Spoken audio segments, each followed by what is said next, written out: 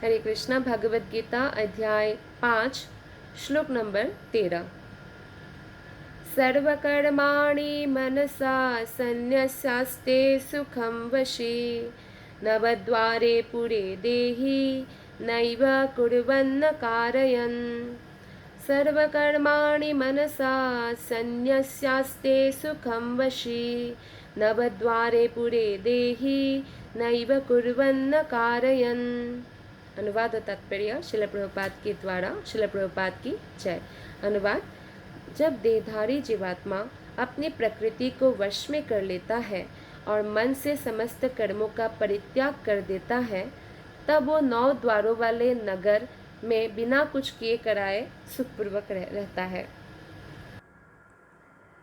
तो हमारा जो शरीर है इसमें 9 द्वार है और इस 9 द्वार वाले नगर बोला गया है भौतिक शरीर को। भगवान श्री कृष्ण इस श्लोक में कहते हैं कि जब देहधारी जीवात्मा यानी हमने इस शरीर को धारण किया है, देहधारी जीवात्मा अपनी प्रकृति को वश में कर लेता है, यानी जो जैसे भौतिक प्रकृति क्या है, भौतिक इंद्रिय तृप्ति करने का, तो उसको वश में कर लिया, इंद्रियों को कृष्ण की सेवा में लगा दिया। मन से समस्त कर्मों का परित्याग कर देता है, यानी मन हमेशा कृष्ण में स्थिर कर दिया, वैसा व्यक्ति तब वो ये जो 9 द्वार वाली नगर यानी इस भौतिक शरीर में कोई भी कुछ किए बिना ही सुखपूर्वक रह सकता है।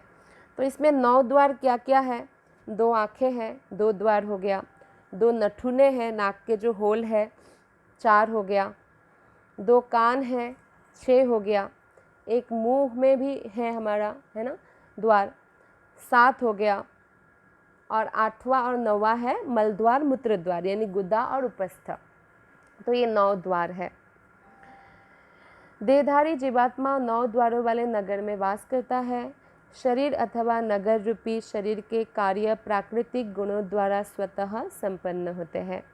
तो शरीर की परिस्थितियों के अनुसार रहते हुए भी जीव इच्छा अनुसार इन परिस्थितियों के परे भी हो सकता है। हालांकि शरीर में भी बहुत सारी परिस्थितियां हैं, लेकिन इससे वो परे हो सकता है। जैसे भक्त है और एक अभक्त है। जैसे अभक्त बीमार हो गया तो वो अपने आप को लाचार और असहाय महसूस कर सकता है, लेकिन भक्त बीमार हो गया तो अपने आप को वो ऐसा महसूस करता है कि अच्छा है, अब मुझे समय मिल रहा है, मैं कोई काम करने की आवश्यकता नहीं है, घर का लोग मेरा ध्यान रख रहे हैं, तो मैं भगवान का चिंतन कर सकता हूँ, श्रवण कर सकता हूँ, माला ज़्यादा कर सकता हूँ। तो इस तरह से वो क्या करते हैं, परिस्थितियों को भी कृष्ण भावना में बदल देते हैं। जैसे मैं एक उदाहरण देती हूँ, ये एक ट्रू सच्चा उदाहरण है, तो मैं किसी का नाम नहीं लूँगी, लेकिन एक माताजी का एक कुछ मेजर ऑपरेशन हुआ था, उनकी स्टोमक में कुछ ऑपरेशन हुआ था, तो फिर हॉस्पिटलाइज थी वो काफ़ी, जैसे मान लीजिए शायद 1 हफ्ता तक थी वो, फिर क्योंकि रेस्ट की भी कुछ ज़रूरत थी।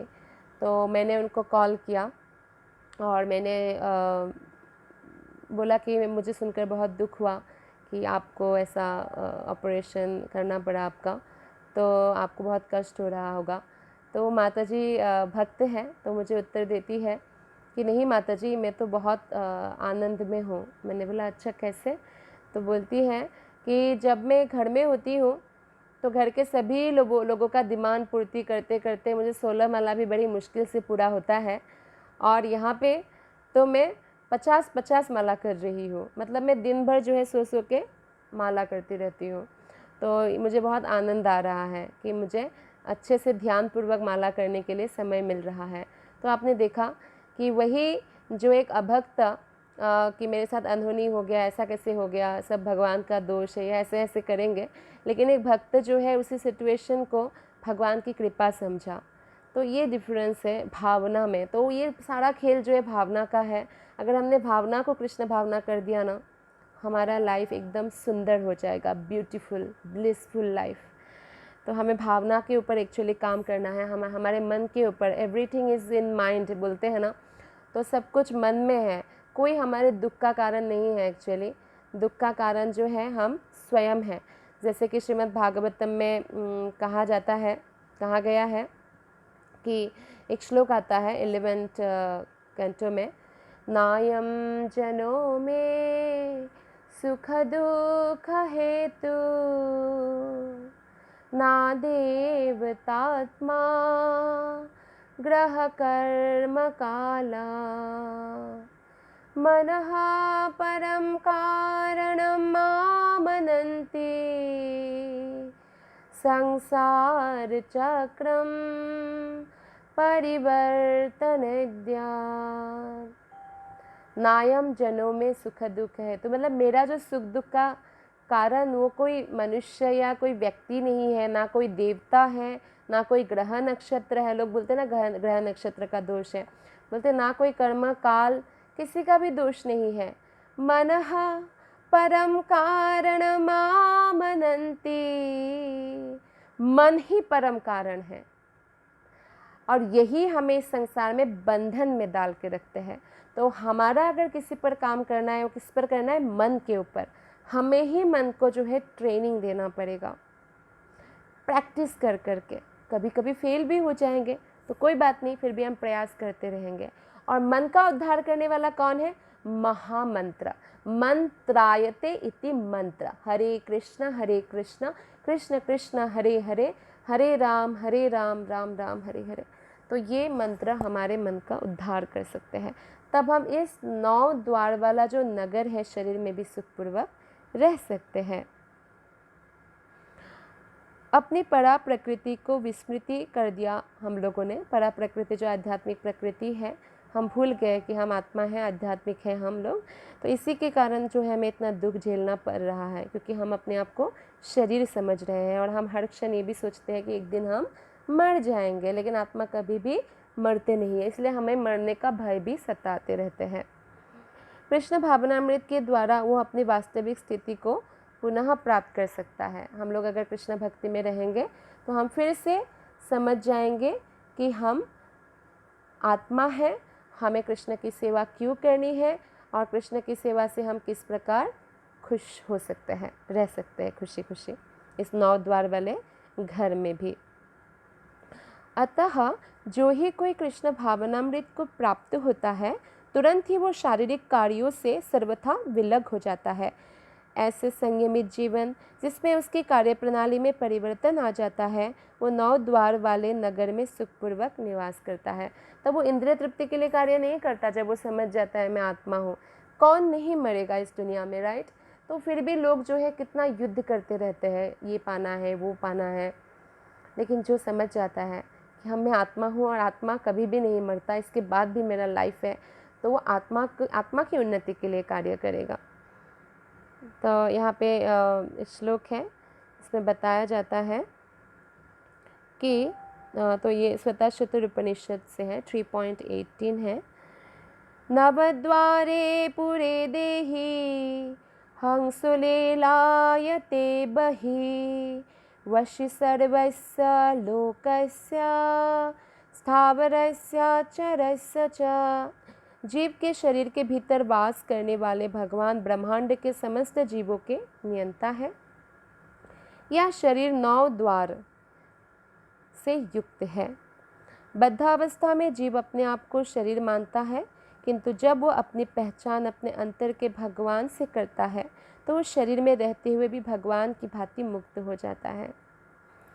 तो हमारे शरीर के भीतर ही हृदय में, हार्ट में परमात्मा निवास करते हैं। परमात्मा का निवास स्थान बताया है, आत्मा भी वही निवास करते हैं।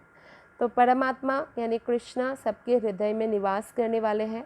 और वो जो व्यक्ति समझ जाता है वो भगवान की भांति मुक्त हो जाता है, क्योंकि वो किसी भी भौतिक वस्तु को पाने के लिए लालायित नहीं रहता है, पूर्णतया कृष्ण भावना भावित हो जाता है और दूसरे व्यक्ति के हृदय में भी उनको कृष्ण नजर आता है, तो इसलिए वो मुक्त हो जाता है।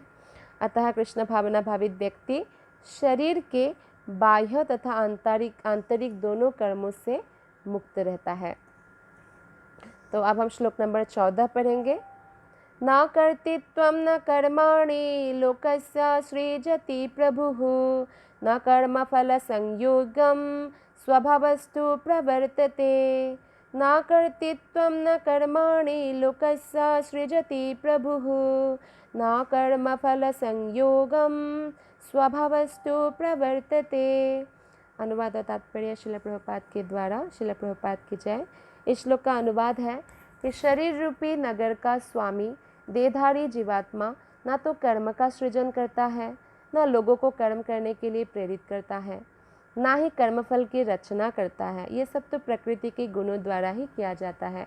तो हम लोग सोचते हैं कि हम करता धरता है, हम नहीं करते, एक्चुअली प्रकृति के गुणों द्वारा किया जाता है। जैसा कि 7वें अध्याय में बताया जाएगा, जीव तो परमेश्वर की शक्तियों में से एक है, किंतु जीव जो है भगवान की अपरा प्रकृति, जो भगवान के जो भी भौतिक संसार भगवान ने रचा है, या जो भौतिक पदार्थ है, उससे जीवात्माएं भिन्न हैं। संयोगवश परा प्रकृति या जीव अनादिकाल से प्रकृति के संपर्क में रहा। तो जीवात्मा जो है परा प्रकृति है, अपरा प्रकृति नहीं है। अपरा प्रकृति भौतिक संसार है। जिस नाशवान शरीर या भौतिक आवास को वो प्राप्त करता है, वो अनेक कर्मों और उनके फलों के कारण है। अगर हमें कोई शरीर प्राप्त हुआ है तो ये हमारे ही कर्मफल के कारण है। कर्मफल के कारण ही कोई महल में पैदा होता है, तो कोई फुटपाथ में पैदा होता है। आज जो इस जन्म में महल में है, उन्होंने बहुत सारा गलत कार्य किया, तो हो सकता है अगला जन्म उनका फुटपाथ में हो। तो अपने अपने कर्म का खेल है। कोई बहुत सुंदर पैदा होता है, कोई बहुत कुरूप या हैंडीकैप या ऐसा पैदा होता है, कोई बहुत जैसे शक्तिमान, बलशाली, अच्छा शरीर, स्वस्थ शरीर, कोई हमेशा रोगी रहते हैं, या इस प्रकार से कोई बहुत अच्छे ऊंचे खानदान में पैदा होते हैं, तो कोई बहुत नीच कुल में पैदा होते हैं। तो इस प्रकार से उनके कर्मफल के अनुसार है। जो हुआ सो हुआ, जो कर्म किया उसका फल मिला, ठीक है। लेकिन इस जन्म में भले ही हम चांदाल कुल में पैदा हो, भले ही हम हैंडीकैप हो और भले ही हम निर्धन हो, तो भी कोई मतलब नहीं है। हम भक्ति कर सकते हैं और भक्ति करके हम परम उच्च पद, वैष्णव पद में स्थित हो सकते हैं। ये कितना इम्पोर्टेंट है। तो इसलिए हमें उस पर ध्यान देना चाहिए, क्योंकि पास्ट को तो हम बदल नहीं सकते हैं ना, लेकिन फ्यूचर को तो बदल सकते हैं अपने कर्मों से। प्रेजेंट को बदल सकते हैं। अगर हम प्रेजेंट में बहुत अच्छे से रहेंगे तो क्या होगा, हम प्रेजेंट में अच्छे से रहेंगे तो हम प्रेजेंट में ही सुखी हो जाएंगे। कृष्ण भावना में रहने के कारण शांति प्राप्त करेंगे। और फ्यूचर जो हमारा होगा, अगर हम इस जन्म में 100% भक्ति को पूरा कर लिया तो भगवत धाम जाएंगे, आराम से वैकुंठ में निवास करेंगे, गोलक वृंदावन धाम में कृष्ण के साथ। और नहीं हुआ तो अगला जीवन बहुत सुंदर होगा, भक्तों के बीच में होगा, अच्छा परिवार, अच्छा, जैसे भगवान ने कहा भी है कि बहुत धनी परिवार, ब्राह्मण परिवार में पैदा होते हैं ऐसे आत्मा। तो ऐसे माहौल में हमारी जन्म होंगी। तो इसीलिए हमें कोई चिंता करने की आवश्यकता नहीं है। सिर्फ एक ही चिंतन करना है, कैसे हम कृष्ण की सेवा करें, उसमें लगे रहें। तो ऐसे जो अभी जो वातावरण है भौतिक जगत में, वो बद्ध वातावरण है। इसमें रहते हुए मनुष्य अपने आप को अज्ञानवश शरीर मानकर शरीर के कर्मफलों को भोग करता है। तो सोचते हैं कि मैं शरीर हूँ, और ये बहुत बड़ा भ्रम है, ये सबसे बड़ी माया है। तो अनंत काल से उपार्जित यह अज्ञान ही शारीरिक सुख दुख का कारण है। जो हम दुख पा रहे हैं ना, ये अज्ञानता के कारण, और किसी कारण से नहीं, हमारे कर्मफल। इसलिए वो जो भागवतम के श्लोक बोलते हैं, कोई कर्म, ग्रह, नक्षत्र, देवी देवता, मनुष्य हमारे दुख के कारण नहीं है, हमारा मन हमारे दुख के कारण है। जैसे एक एग्जाम्पल छोटा सा हम दे सकते हैं कि मान लीजिए आपको करोड़ों कमाने का बहुत इच्छा है, आपका मन हमेशा आपको इस बात के लिए तंग करते हैं। तो आपने मन को बोल दिया कि है मेरे अकाउंट में 100 करोड़ रुपीस है। सोचने मात्र से ही आप प्रसन्न हो जाएंगे, राइट। तो मन को ऐसे बच्चों को जैसे फुसलाते हैं ना, ऐसे फुसला के रखना चाहिए मन को। जितना आपने अपने परिश्रम से जितना प्राप्त किया, जितना सेविंग किया, उससे आपका घर परिवार अच्छे से चल जाएगा, है ना। लेकिन उससे अधिक अगर मन लालच करता है कि नहीं मुझे भी ऐसा ही नाम कमाना है, पूरे विश्व में फेमस होना है, तो मन को फुसला के रखना है कि नहीं, आप ऑलरेडी आप बहुत फेमस है, ऑलरेडी आपके पास धन है। लेकिन कृष्ण भक्ति में लगा कर किसी तरह रखना चाहिए। जैसे बच्चों को होता है ना, अच्छा पापा मुझे भी इतना बड़ा गाड़ी चाहिए, हाँ हाँ हाँ बिल्कुल है हमारे पास गाड़ी, हम देंगे आपको गाड़ी, आप पढ़ाई करके पहले ये करो वो करो, लाइक दैट। तो मन भी ऐसा ही है, बहुत चंचल है, बच्चे की तरह जिद्दी है और बहुत विचलित रहता है। तो उसको हमें ट्रेनिंग देना है, भले ही बहलाना है, फुसलाना है, लेकिन उसको कृष्ण की सेवा में ये न कहना प्रकार है न मना कृष्ण निवेश है, किसी भी प्रकार से कृष्ण में लगाकर रखना है, क्योंकि मन ही सुख दुख का कारण है जो अज्ञानता में है। इसको ज्ञान देना है भगवत गीता का। इसलिए जो ही जीव शरीर के कार्यों से पृथक हो जाता है तो ही वो कर्म बंधन से मुक्त हो जाता है। जब तक वो शरीर रूपी नगर में निवास करता है तब तक वो इसका स्वामी प्रतीत होता है, किंतु वास्तव में ये शरीर का स्वामी हम नहीं हैं, इस शरीर का स्वामी कृष्ण ही है। इसलिए हम इस शरीर को भगवान की सेवा में उपयोग करना चाहिए। हम इस शरीर को ख़त्म भी नहीं कर सकते कि बहुत फ्रस्ट्रेटेड हो गए ख़त्म कर दें। ये कृष्ण की संपत्ति है, हमारी नहीं है। हमें कैसे भी इसको कृष्ण की सेवा में लगा कर रखनी है। हम इसका स्वामी अपने आप को समझते हैं पर है नहीं। तो इस भवसागर के बीच हर एक व्यक्ति जो है जीवन संघर्ष में रत है और सागर की लहरें उसे उछालती रहती है, लेकिन उन पर हमारी कोई वश नहीं रहता। हम तो सोचते हैं हमारा ये प्लानिंग है, 1 साल का प्लानिंग है, लेकिन भगवान का जो प्लानिंग है हमारे साथ वही होने वाला है। तो क्यों ना प्लानिंग करने वाले जो प्लानर है हम उनके चिंतन करें, वो हमारे जीवन में जो भी दे उसको संतोषपूर्वक ग्रहण करें। उसके उद्धार का एकमात्र साधन है कि दिव्य कृष्ण भावनामृत द्वारा समुद्र के बाहर आए। कौन सा समुद्र? भव सागर से बाहर आए, इस दिव्य ज्ञान से, कृष्ण भावनामृत से। इसी के द्वारा समस्त अशांति जो फैली हुई है हमारे जीवन में, उससे हमारी रक्षा हो सकती है। और कोई उपाय नहीं है, कोई उपाय नहीं है, कोई उपाय नहीं है, ये शास्त्र में बताया गया है। धन्यवाद। हरे कृष्ण।